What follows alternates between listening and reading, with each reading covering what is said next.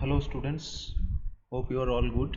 So today we will start with our network theory lab, which is having a few circuits, and along with that we will have some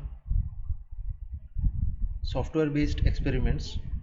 As we have discussed the last class, using MATLAB software we will do a few of the circuits. We will simulate few of the circuits, and before that we will do some basic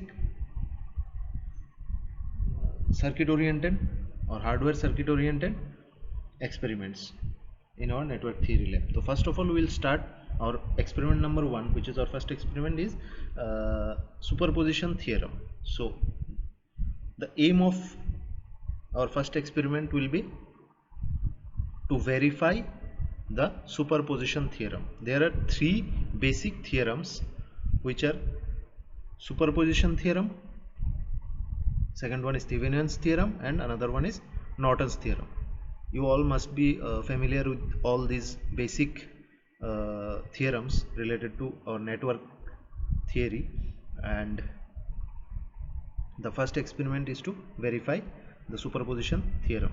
So as we all know, you must have studied in the basic electrical subject, the superposition theorem states that in any linear bilateral network, the first of all you have to make sure that the network should be linear in nature, right? It should follow the linearity. The network should be linear in nature. So superposition theorem is applicable for linear networks. So in any linear bilateral network where more than one sources, as you can see here, two sources are there, it may vary, 3 and so on. So here we have taken two sources, one is of 10 volt and another is of 5 volt. So you can take different values also, rather than 10 and 5 you can take any other value, right? So what superposition theorem states? The superposition theorem states that in any linear bilateral network where more than one source is present, the response across any element in the circuit is the sum of the responses obtained from each source considered separately, while the other sources are replaced by their internal resistance. That means you can see here two sources are available. This one is one source and this one is another source, and the circuit is having few resistances, and it is having its internal resistance, and along with that some external resistors are available. This is of 1k, 1k and 2.2k. So what superposition theorem states? That in any bilateral network, linear bilateral network, if two sources are acting together, then the resultant current, that whatever current we will get through this I3, whatever the value of I3 is, it will be equal to the sum of two individual currents. That means if we consider one source at a time, suppose we are considering this source at a time, we will short or short circuit this side. That means it will have its, we will replace this another source by its internal resistance. That means by a wire we will short this one. So again in the next step we will consider this source and short this terminal. This one will be short circuited and 5 volt supply will be there. So if we take these two sources individually, 10 volt at a time, and again this one is short, and again we will take 5 volt and this 10 volt will be short. So if in the both cases whatever current we will get, suppose in the first case we will get current here as I3 dash, and in the second case we will get the current as I3 double dash. So here I3 will be equal to I3 dash plus I3 double dash. The superposition theorem implies this only. I3 will be equal to I3 dash plus I3 double dash. Getting? So here both sources are acting. So you can see I1, it is distributed. I1 is equal to nothing but I2 plus I3, I2 plus I3. So here I2 is equal to I1 minus I3 from this one. Now consider both the loops. In loop 1 apply KVL. By applying KVL we will get this equation, 5I1 minus equal to 50 minus 11 I3. This one is one equation. This is equation number 2. And again in this loop we will apply same KVL and we will get this. So do by your own. I am not showing the calculation in brief, just writing the steps and how to do the calculation and how to determine the currents, and after that the same thing we will verify practically. So here from these two equations we will find that I3 is equal to 2.77 milliampere. Just put this resistance values in the equation. We will get I3 as 2.77. Now we will consider one source at a time and we will add the current for both the cases, and we have to prove that the sum of those two currents will be equal to this 2.77.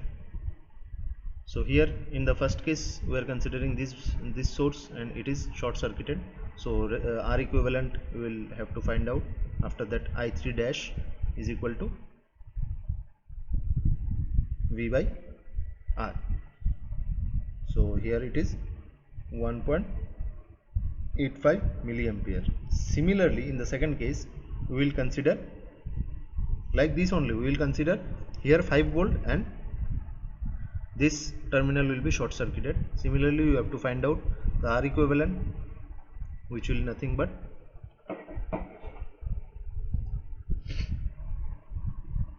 (5.4) and I3 double dash will be there. Here it is I3 dash and in the second case it will be I3 double dash, which is nothing but your V, that is 5 volt divided by R, 5.4. We will get I3 double dash as 0.92 milliampere. Now add these two, 1.85 plus 0.92. The result will be approximately 2.77. This is the theoretical part. So the same thing we will have to prove by making the circuit practically using some components. So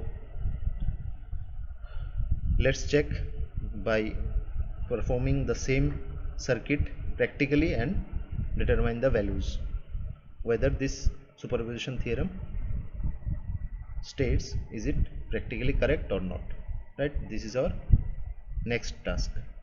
So let's go. So let's begin with the practical. As we have calculated the theoretical part for superposition theorem, so for the practical part we need a power supply to give the two sources. As we have taken 10 volt and 5 volt, for the two sources we need to use a power supply. So this is our power supply.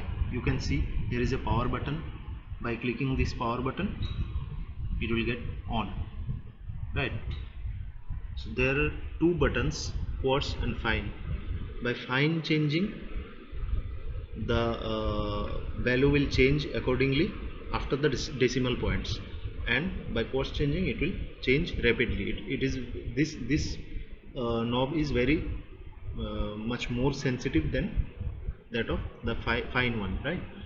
So there are multiple power supplies. As the name indicates, multiple power supply, that means it is having multiple options for taking power supply from. this, and here you can see 30 volt 2 ampere one option is there. So you can take any supply, any power supply within the range of 0 to 30 volt, right?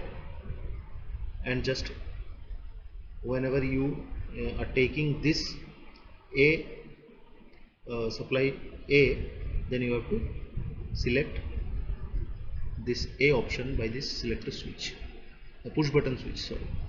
And similarly C is also here, B is also here. It is of 0 to 5 volt 5 ampere, and it is of plus minus 15 volt 1 ampere, right? So this is the whole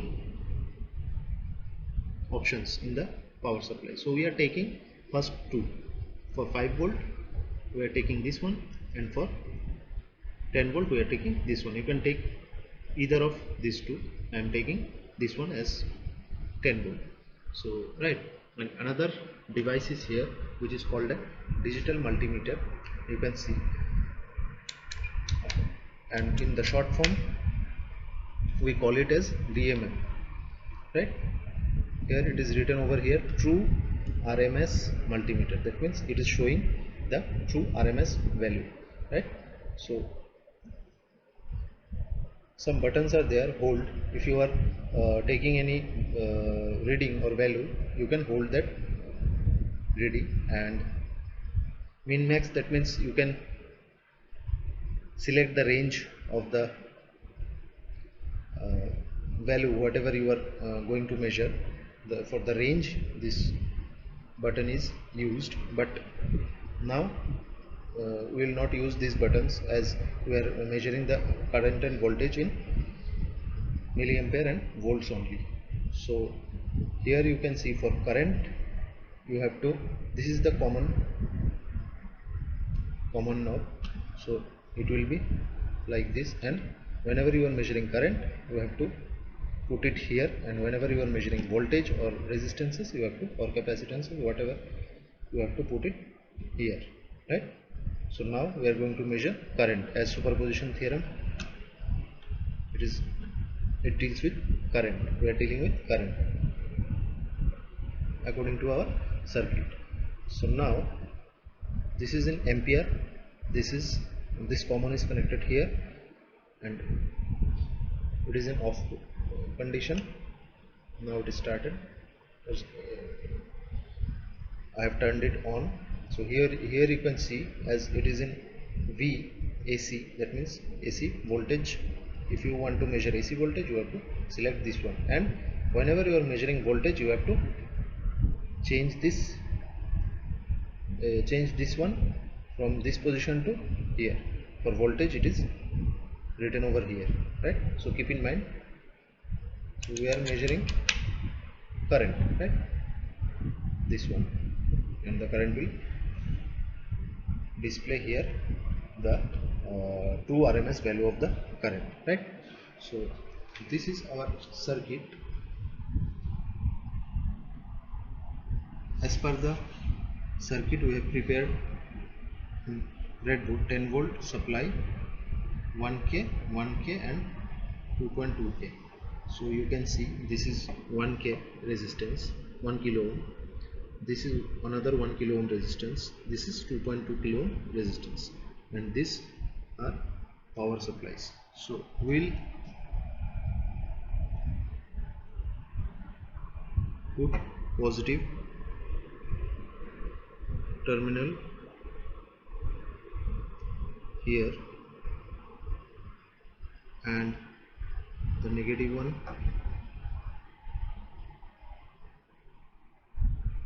here.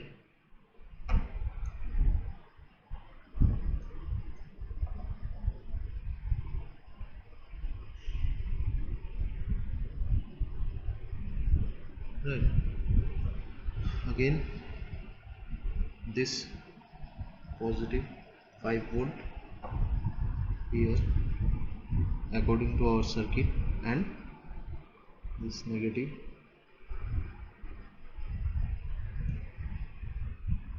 terminal will connect here, right? So now the circuit is done. completed. Now I'll check the current. So first we will check I3 when both the sources are acting, right? So here 5 volt and 10 volt. Here you can see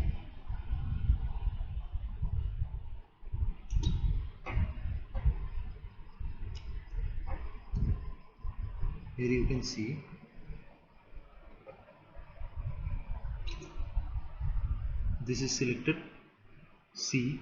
We have selected C. So this is 5 volt. We have adjusted it by using these knobs to 5 volt. And A, you can see A, it is in 10 volt. 10.1 it is. So approximately 10 volt we can take, right? So now I am going to connect the supplies to our circuit, right? So keep in mind, whenever you are going to prepare any circuit or modify any circuit or connect the power supply to the circuit, keep in mind, turn off the power supply and then connect it, right? Do not make any connection while your power supply is on. This is a simple precaution to prevent your components or your equipments or anything from any kind of damages, right?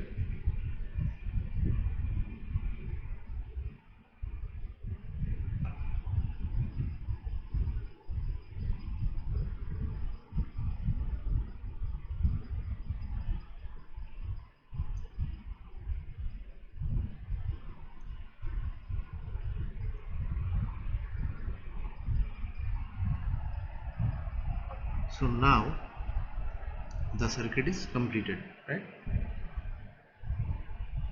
Now the circuit is completed. So I'll turn on the power supply and place the multimeter here. So the I3 will be measured here. So just to measure I3, you need to break the circuit likewise and then put the ammeter or multimeter in between these two. So just see, it is in ampere. I will turn the power supply on and will check the value of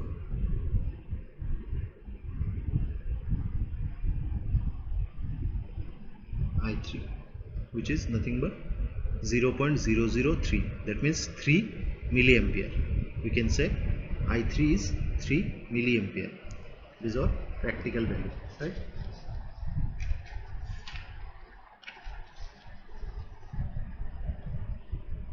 I3 is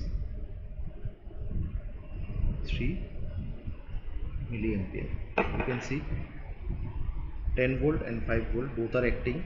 The value of resistances, write down the observation table in this format only. These are the value of resistances. This is the theoretical current, and don't forget to write the units of each and every parameter. Theoretical current value, which is in milliampere, I3, I3 dash, I3 double dash, I3, I3 dash, I3 double dash. So this is practical. So theoretically we have found that the current I3 is 2.77, I3 dash is 1.85 as earlier at the time of calculation we have seen, and I3 double dash is 0.92. So here we have to tally and compare the value of practical with the theoretical one. So our I3 is 3 milliampere as we have found practically now. Earlier the theoretical value was 2.77, right? So now we will find the value of I3 dash practically and the value of I3 double dash practically, and then we will add these two, which will be approximately equal to 3. That means I3, these two should be, this one plus this one should be this one, right? As theoretically we have found this. And for each and every value, for I3 and I3 dash and I3 double dash, we have to calculate the percentage error. For I3 percentage error is equal to theoretical minus practical divided by theoretical into 100. Similarly for I3 dash it will be same the calculation for percentage error, and for I3 double dash also you have to find out for these three parameters, theoretical and practical values, you have to find out the percentage error. Don't forget to find this one. So now we'll see the value of practical I3 dash and I3 double dash. So here you can see in the next step we will find the current for individual 10 volt supply and 5 volt supply. So initially we are taking the 10 volt supply only. We have removed the 5 volt supply from here and short circuited these two terminals, right? So now we have to find out the value of current, right? So we are going to turn on the power supply, which is our 10 volt supply, and now here we are going to measure the current in between these two terminals, which is 0.002 2 ampere, that means 2 milliampere, right? So previously we have determined the value of I3 dash 10 volt supply, 5 volt is short circuited, so it is 0. Here it was initially 1.85 and practically we have found it is I3 dash, it is 2, right? It is 2 milliampere. So now I have to find out the value of I3 double dash, that means 10 volt should be short circuited and 5 volt should be acting on this circuit. Then I have to find out the I3 double dash, which is which should be around 1 milliampere, because this one and this one, if you take the sum of these two, it should be equal to this. So it is 2, so it should be around 1, right? So let's see practically whether it is 1 or not. So now you can see we have removed the 10 volt power supply and short circuited these two terminals by this black wire. Now we have given 5 volt supply to these two terminals, as the positive terminal is connected here and the negative terminal is connected here, right? So this one is 5 volt, right? So now only 5 volt is acting. We will find out the current I3 double dash.